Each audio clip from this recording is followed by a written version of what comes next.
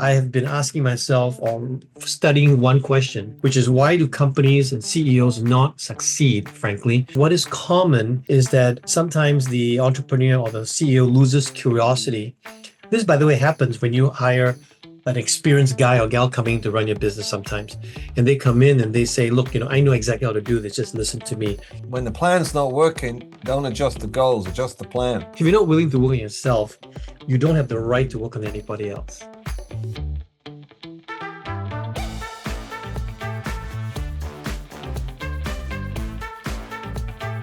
Welcome to today's episode of Free to Lead, journeys of leaders driven by passion, inspired by purpose. And today I am joined by world-renowned strategy expert, Patrick THEAN. And Patrick's an award-winning entrepreneur, a USA Today best-selling author, and world-renowned strategy executive expert. He's the mastermind behind the Think, Plan, Do process. He's a coach for CEOs. He's a serial entrepreneur and the co-founder and executive chairman of Rhythm Systems. Patrick, welcome to Free to Lead. Will, thank you so much for having me on your show today. It's a pleasure to be here. You're welcome. I've said a little bit about, your titles, etc. So could you give us a bit of a backstory, how you, ended up where you are today? Sure. So the titles kind of scare me, frankly, but I'm an entrepreneur. I just started my career as I got my degree from Cornell University in electrical engineering. Then I went to work for Oracle Corporation, and a couple of years then I started my software company. So how I got to do what I do today is, as in my software company, we grew really quickly. 7 years, got to about 25 million in sales, and then we had a good exit. So from the world looking in, we looked very successful. From ourselves looking out, I felt like we were running from one crisis to another. We survived, and we survived, and we survived. And then suddenly we were successful and had a good exit, and the world declared us successful. So when I reflected on that, I concluded that my challenges mainly came from poor execution. And for me, poor execution means you did not achieve, or you had trouble achieving your commitments. And when you don't achieve your commitments, it affects everything. It affects your team morale, your company's growth, affects your profitability, etc. And so over time, I kind of realized, for me anyway, and the customers that we help, that we have typically execution issues because maybe we're not able to really articulate our strategy properly, document it properly, and then execute with focus, alignment, and accountability to achieving those goals. So I would say for the last 25 years, I have been asking myself or studying one question, which is why do companies and CEOs not succeed, frankly, and how to actually avoid getting blindsided, avoid those things that cause failure, and instead to succeed and achieve your dreams. So that's what we've been doing for the last 20-some years, actually. Well, with that, what do you find the most common stumbling block is for CEOs? The stumbling blocks are different based on which stage the company is in. But with every stage, what is common is that sometimes the entrepreneur or the CEO loses curiosity. This, by the way, happens when you hire an experienced guy or gal coming to run your business sometimes. And they come in and they say, look, I know exactly how to do this. Just listen to me. What I prefer them to do is to take their experience and put in a dose of curiosity about the company that they're joining. So curiosity is a key point. And then a willingness to be humble enough to level yourself up. Because as a company grows, if you're not growing, at some point, you're going to hit your level of complexity. I call it ceiling of complexity. And sometimes we call that, you get promoted to your level of incompetence, right? You kind of get to that point where you're no longer competent, and that's where you begin to stumble. So I think to continually succeed, one must be able and willing to level themselves up, to be humble enough to learn and to ask what they do not yet know. Because what got you here doesn't get you to the next place. In fact, what got you here may even stop you from getting to the next place, right? Some of the methods you use to get here, not scalable for the next place. Yeah. So would you say that's more mindset, or would you say that's more skill set? I think it's both. I think it's both mindset and skill set. First, the mindset part is understanding that you have to maintain a continuous process of growth. My daughter drew a diagram for me in my recent book, The CEO's Journey to Success: 7 Key Practices. And Yeah. the picture she drew me is kind of cute, where there's entrepreneurs running up, climbing a mountain, gets to the top and goes, "I've done it." Then he turns around and he goes, "Well, crap, I got next peak." So I feel like running a business, that's how it feels. You get to that peak and then you turn and you go, "Oh, excuse me, I've got another peak to get to." So Yep. it almost feels like a video game. It feels like your reward when you hit that first peak is the climb to the next peak, where you receive more challenges. And sometimes the same challenges just come at you faster, and unfortunately, failure gets quicker, frankly, as well. So, Yeah. but that's your reward. It's like a video game, right? Your reward in the video game is the next level. The next level, you get different monsters coming at you, and the old monsters come at you faster, but you have Yeah. less time to make those decisions, and your health points get killed faster. So that's, I think, running a business is very much like that. Very good. I like that analogy. You used to say it's a mountain with no top. So you think it's Yes. a top, but it's what we call a false peak because you can't see the mountain behind it. So you got this Yeah. mountain, you get to the top of it. Oh man, we're not there. So Yeah. you go down and then go up, keep going up, and that keeps happening. By the way, a funny thing is that we actually experienced that feeling, my family and I, a few years ago in Scotland, hiking up Ben Yeah, Lomond. right. And literally, it was a long journey. I think my wife undersold us the distance, and we got to a point where we thought we had reached the top finally. And she went, "We made it." And then we heard this voice. We turned behind, and there's a guy coming down the path and said, "No, you haven't. It's over there." So literally, it was like, "Oh, we got more to go." Yeah, the analogy works in real life. That's true. Yeah. Very good. Very good. And then say a little bit about mindset, because that's also, I think it's the Peter principle where you expand to the level of your own competence. So your mindset, right? Especially for a business owner, CEO, you've got to keep growing. You've got to keep realizing that your journey, your reward is the next trip, is the next piece. So now let's talk about skill set. So for the skill set part, you've got to have an operating. I believe you need an operating system. So most of our clients that we help, they need an operating system to help them do things diligently, execute consistently, get predictable results.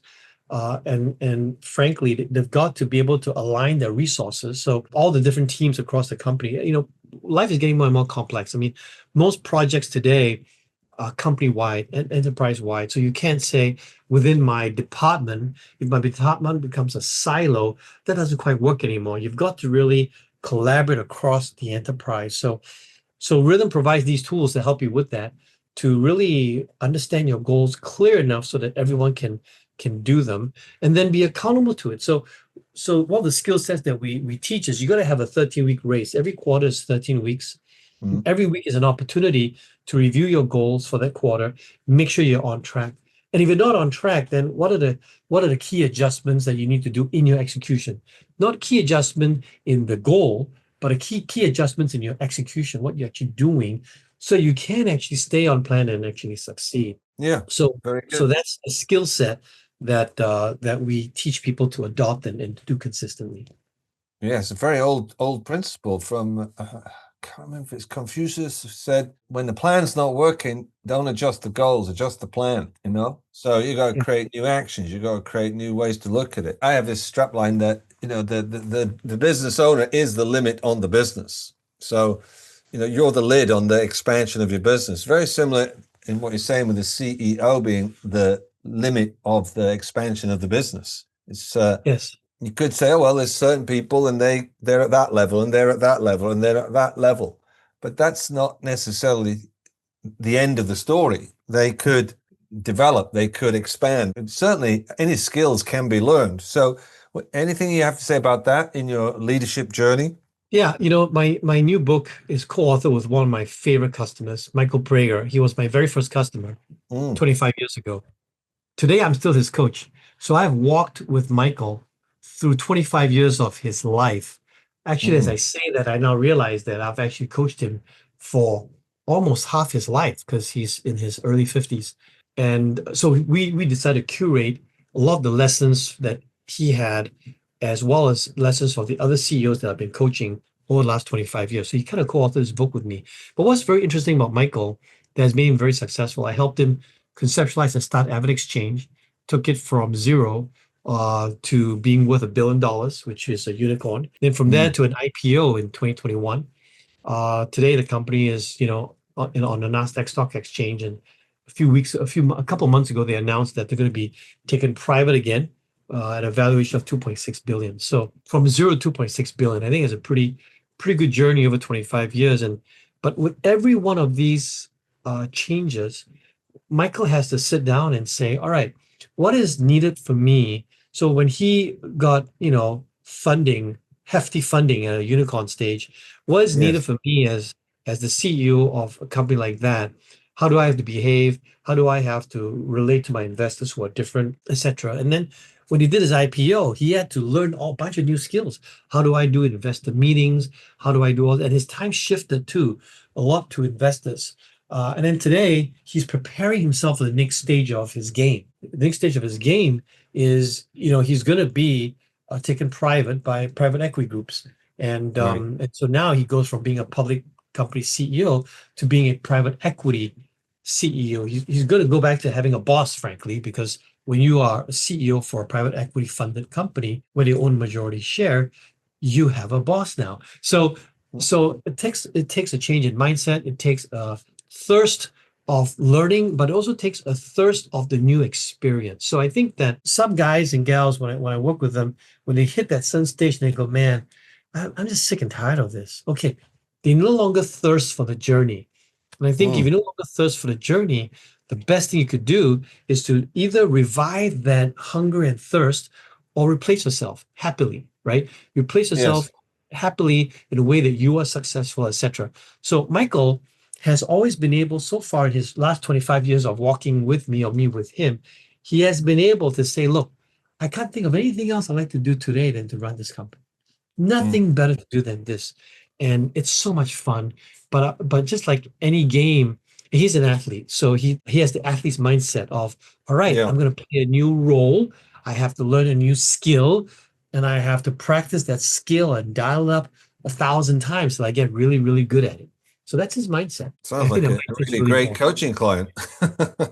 Anybody listening who's, maybe considered having a coach, and I coach also business leaders, CEOs, owners of businesses, founders, world leaders actually as well. The best people to coach are people who want to get coached. They want to develop themselves. They want to see what they're not seeing. The opposite of that is somebody who doesn't need any coaching. They're doing fine. Okay, but what do you want next? What do you want to develop? What do you want to stretch yourself? What do you need to learn? No, I'm good. I just need to follow my plan. Yeah. I think if people are listening and they've got their own business, you've got to, and I think I'm just riding on the coattails of what you said, but I do see that you've got to be open to discovering what you're not seeing about yourself if you want to break new ground, if you want to expand what you're capable of, Totally agree with you. If you look at this thing called emotional intelligence, right? There's 5 key components of emotional intelligence. The very first one is about self-awareness. So yes, I think that a CEO who has lots of legs, I would say, for the journey, long journey, is someone that is willing to work on themselves. In fact, if you're not willing to work on yourself, I'll go on a limb and say, if you're not willing to work on yourself, you don't have the right to work on anybody else. Yeah. So I think it's wise to say, look, as a coach, let's coach people who want to be coached, because otherwise you're like pushing a rope. You can't push a rope. Or the other analogy, the other metaphor analogy is you bring a simile, I guess, bring a horse to water, but you can't force the horse to drink. So I see no point actually. And one of my coaches that coached me said to me a long time ago, he said, Patrick, your problem is you're too helpful. I said, what do you mean? I just love helping people. He goes, yeah, but some people don't want to be helped. And he said to me, I don't coach anybody who doesn't either ask me for coaching or pays me for coaching. Because if they don't, he said, they don't have to pay me for coaching. It's not about the money, but it's about the desire. So if you don't ask, or it's an or, not an and, or you don't pay, that probably means you don't value and don't want it. So why would I coach you, right? So I thought deeply about that, and I realized that I had to change in myself too, because I have this desire. In fact, it's a weakness for me. It's a strength and a weakness.